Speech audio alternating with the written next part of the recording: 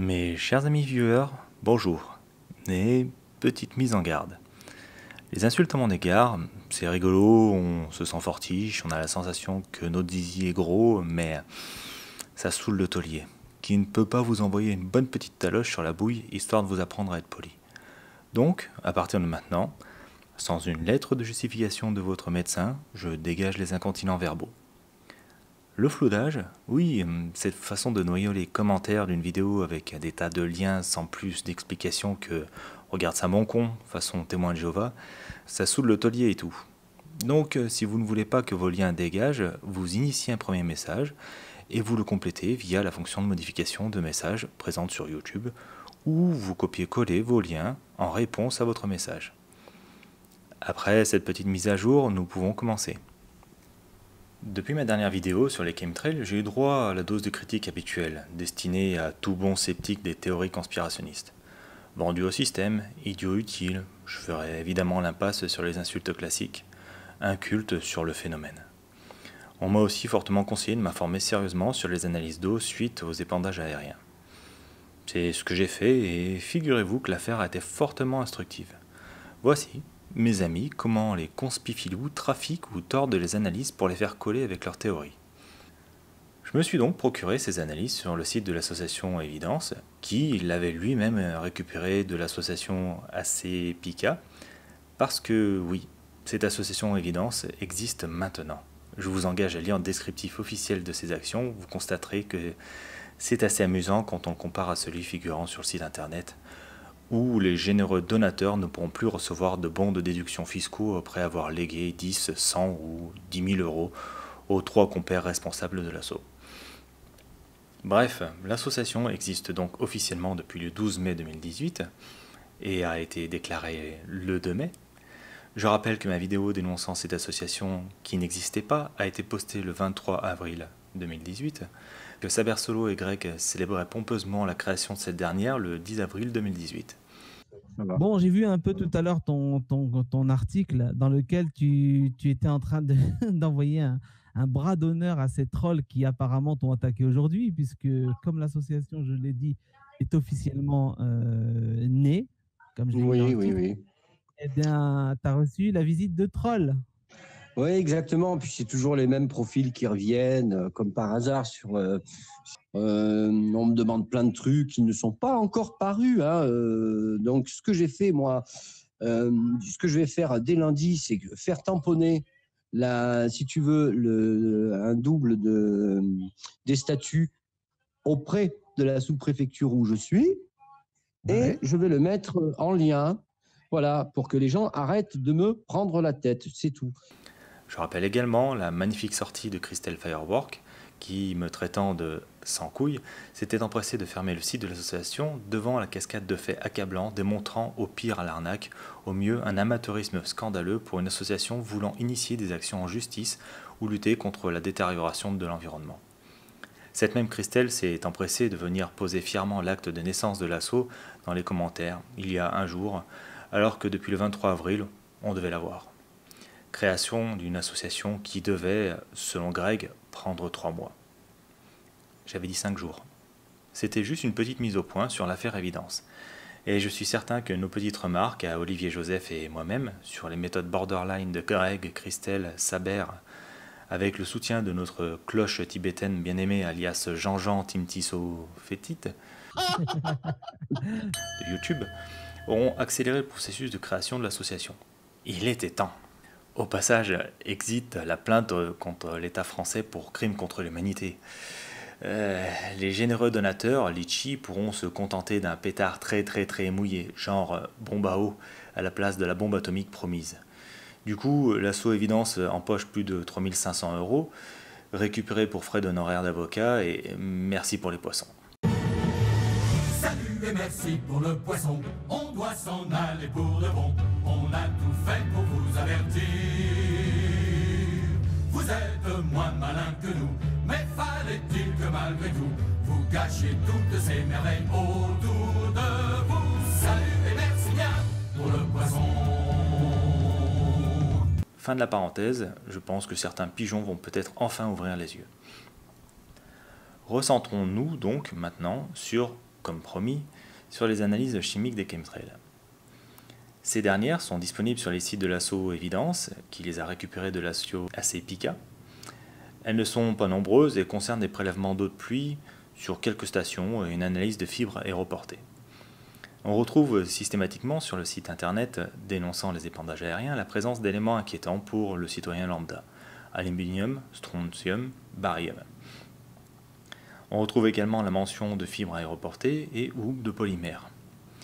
Derrière cette dernière appellation, les conspicifilous désignent des fibres blanches retrouvées en amas sur les végétaux. Ces fibres blanches ressemblent fortement, pour le naturaliste que je suis, à des amas de soie naturelle d'araignée ou de chenille. Et de quoi est constituée la soie d'araignée ? Je vous le donne dans le mille. De polymères. Les polymères désignent d'ailleurs une multitude de molécules. C'est un terme fourre-tout, dans cette situation-là, censé effrayer le lecteur, qui, au final, regroupe toutes les macromolécules, c'est-à-dire les grandes molécules constituées de plus petites molécules ou unités répétées. Parmi les polymères naturels, on retrouve donc la soie d'araignée, l'ADN, la cellulose, la kératine, les sucres lents. Selon les analyses, ces fameuses fibres ou filaments aéroportés sont des polymères. C'est étonnant, non ? Et on y aurait retrouvé des traces de métaux lourds, dont les 3 éléments clés de la soi-disant composition des chemtrails, aluminium, barium, strontium. Sachant que la soie d'araignée est une fibre naturelle, produite par des créatures prédatrices, il n'est pas forcément étonnant de trouver dans leur production ou sécrétion des éléments qu'elles pourraient avoir accumulés au cours de leur vie, après avoir boulotté quantité de proies qui elles-mêmes auront ingéré des tas de phytophages alimentés en verdure couverte de poussière et divers polluants.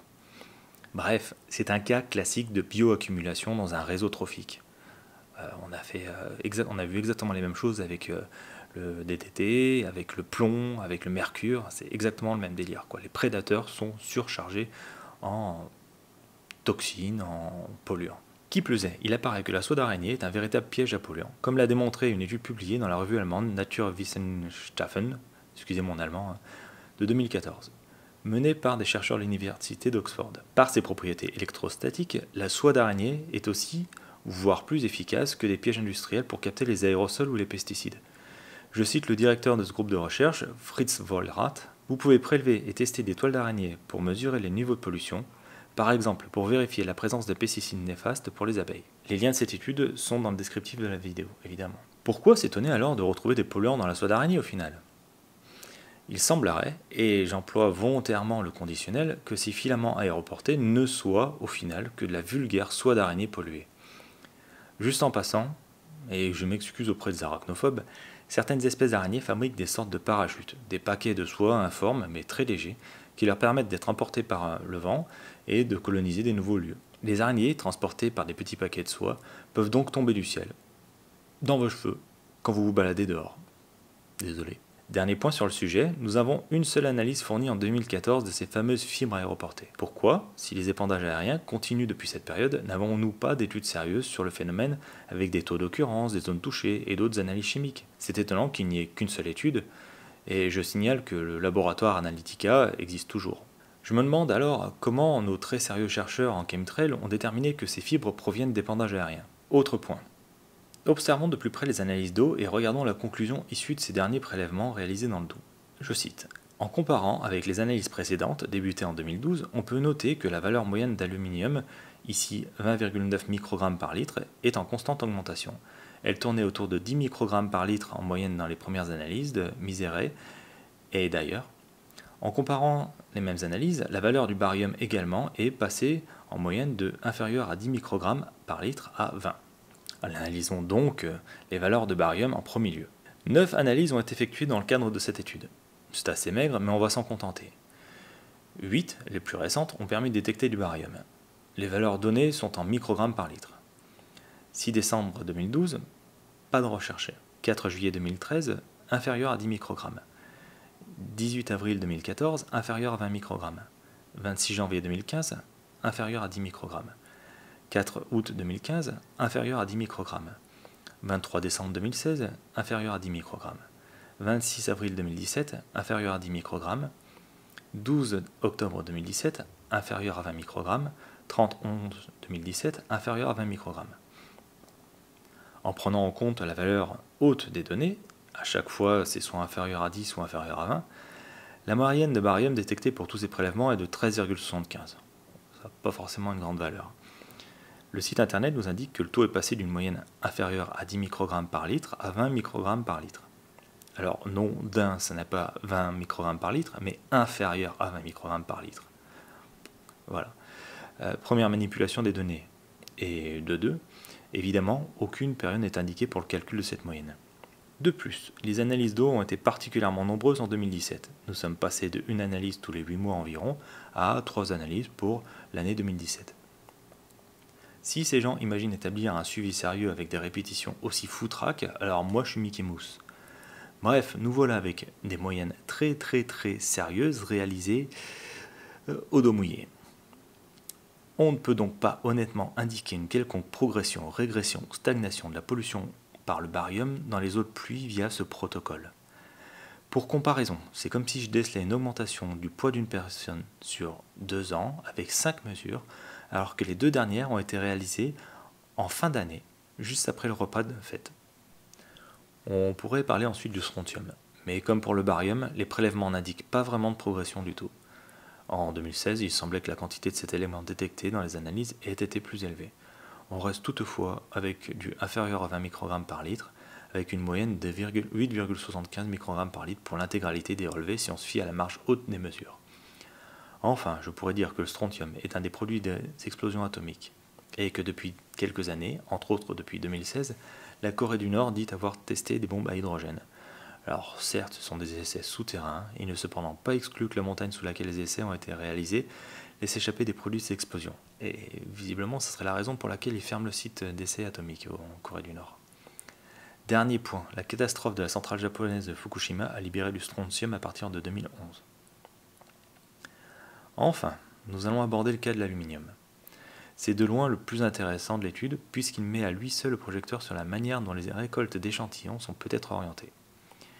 Les analyses ont été effectuées sur le même prélèvement que pour le barium et ont donné les résultats suivants. 6 décembre 2012, inférieur à 10 microgrammes par litre. 4 juillet 2013, 18 microgrammes par litre. 18 avril 2014, 88 microgrammes par litre. 26 janvier 2015, 14 microgrammes par litre. 4 août 2015, 232 microgrammes par litre. 23 décembre 2016, 18 microgrammes par litre. 26 avril 2017, 25 microgrammes par litre. 2 octobre 2017, 49 microgrammes par litre. 30 novembre 2017, 21 microgrammes par litre. On mentionne souvent les 3 premiers relevés comme étant significatifs de l'évolution de la quantité d'aluminium dans les eaux de pluie analysées. Ainsi, on peut lire sur le site internet de l'association Évidence, un de nos adhérents, à Mézières-et-Salines, dans le Doubs, a fait procéder par le laboratoire Callio de Besançon à des analyses d'eau de pluie recueillies tous les 8 mois environ au même endroit et dans des conditions similaires. Déjà, le protocole de récolte est étrangement absent de l'étude.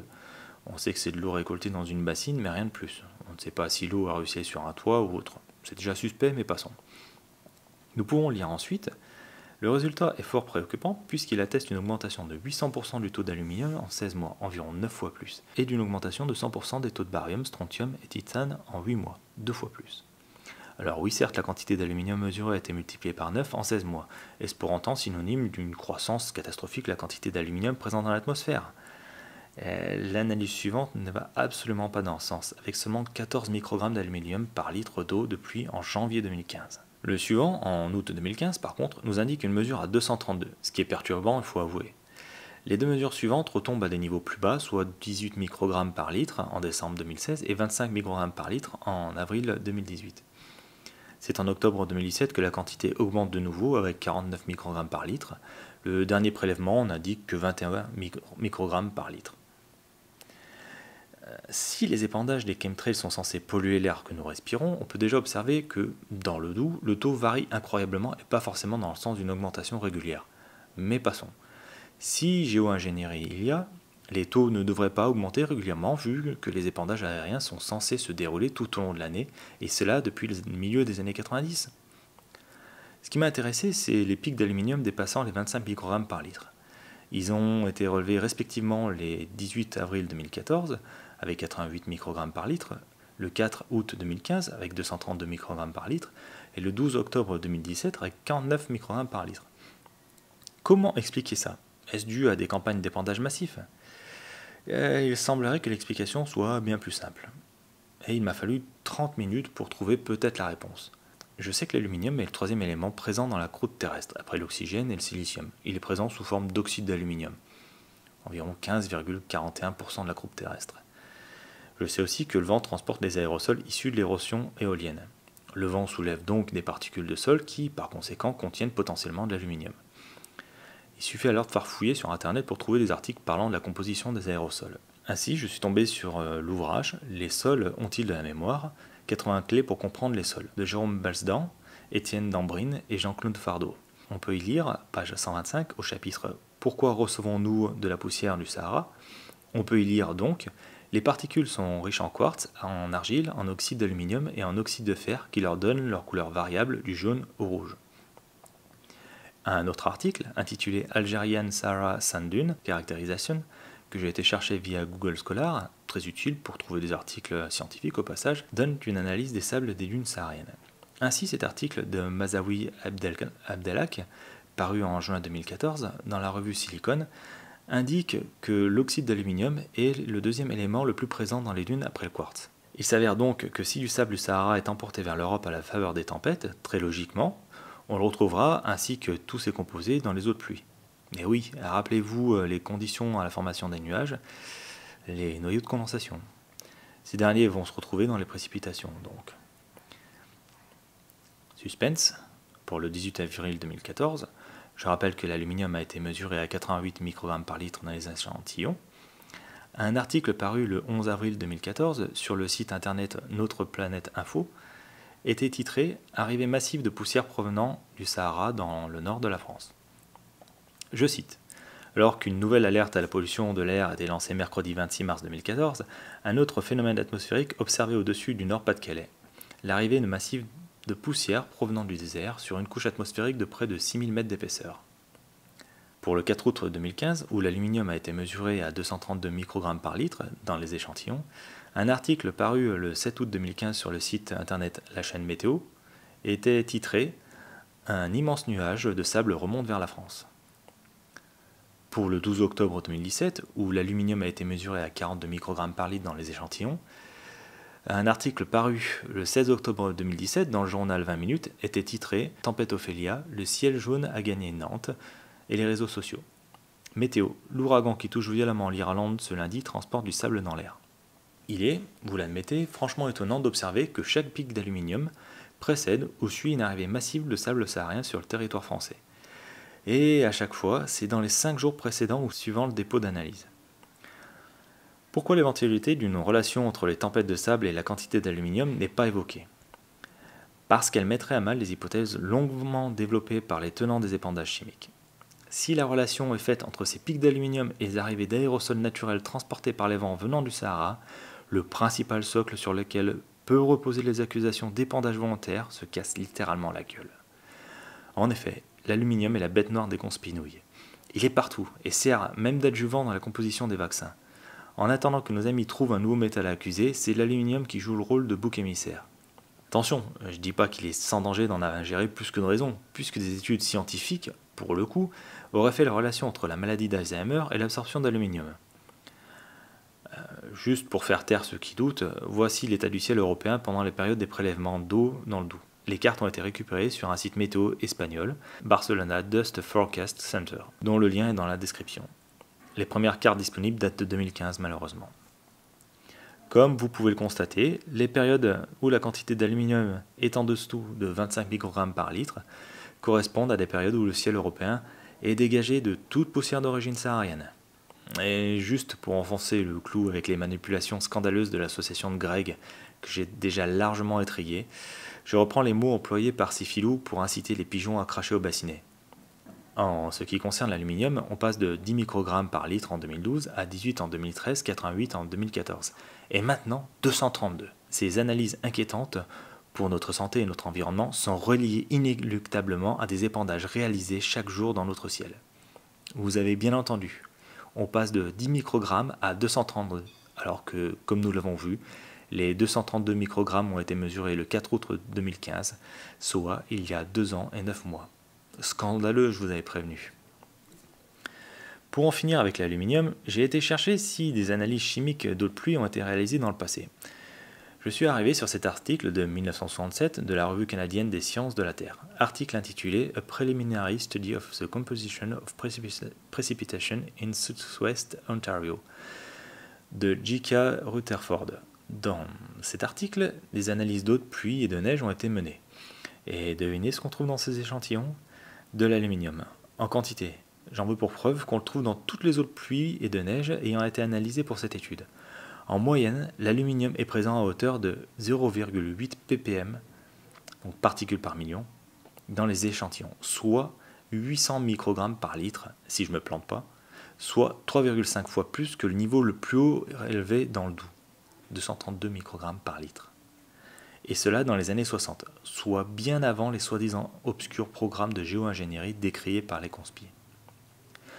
Pour résumer donc, les analyses d'eau dans le Doubs ne montrent pas, par la manière dont elles sont réalisées, de croissance significative des quantités de strontium et de barium.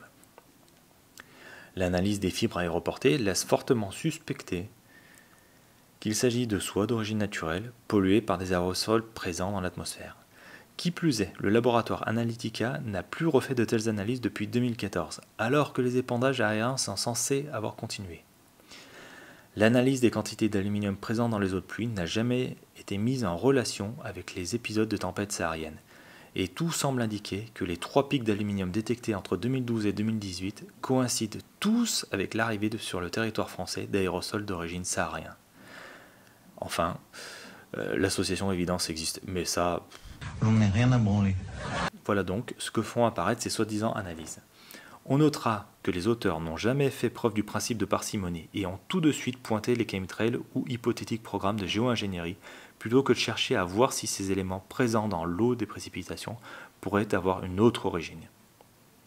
Dernier point, cette vidéo s'attaque à l'hypothèse des chemtrails, pas au fait que le trafic aérien est source de pollution de l'atmosphère. La seule étude disponible sur le sujet sur le site d'ACEPICA est une étude menée sur l'aéroport de Zurich où des gaz d'échappement d'avion ont été analysés. Bref, rien à voir avec les chemtrails. Merci d'avoir regardé cette vidéo. On se retrouve très bientôt, peut-être un peu plus savant, peut-être un peu moins croyant. À bientôt.